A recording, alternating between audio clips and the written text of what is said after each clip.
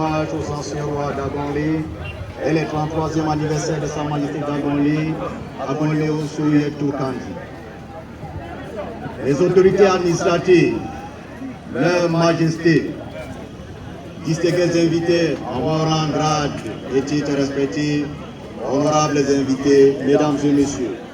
C'est avec une grande joie en nul autre pareil que je laisse l'honneur de prendre parole ce jour plein de symbole devant cette auguste assemblée pour vous transmettre mes chaleureuses et fraternelles salutations et vous exprimer ma fierté d'être avec vous ici aujourd'hui. Majesté, distingués invités, mesdames et messieurs, avant toute chose, j'aimerais adresser de chaleureux remerciements à l'auguste famille royale d'Agonlé qui, par l'entremise du roi, m'a fait l'honneur de m'inviter à cette cérémonie traditionnelle relative à la commémoration fondamentale, à eux assigner et la préservation, la sauvegarde et la promotion du patrimoine traditionnel que nous ont laissé nos ancêtres en héritage.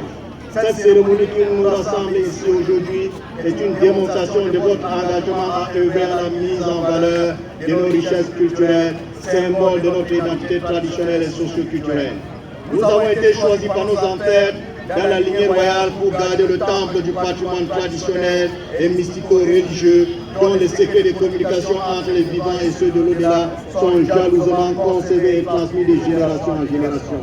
Depuis la pénétration des pays occidentaux en Afrique en général et au Bénin en particulier, à grand renfort de la colonisation, notamment en Afrique francophone, nos coutumes et traditions ont été ébranlées au contact de la civilisation brutale du colonisateur.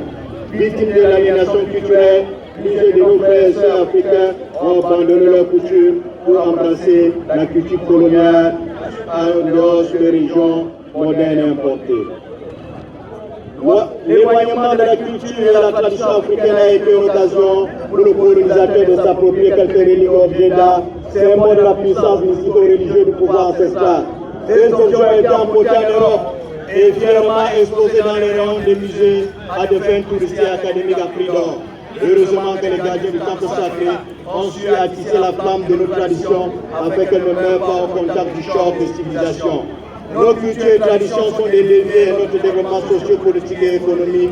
Au bout du compte, nous invitons les Africains à contribuer à la valorisation des rites ancestraux, car nos cultures et nos traditions sont des racines de notre existence. C'est grâce à elles que nous exhibons notre puissance spirituelle et mystico-religieuse. Je vous remercie pour votre aimable attention. Fait à Ebambi le 27 février 2026, Sa Majesté, le professeur Kabana Achou Abdoumouni.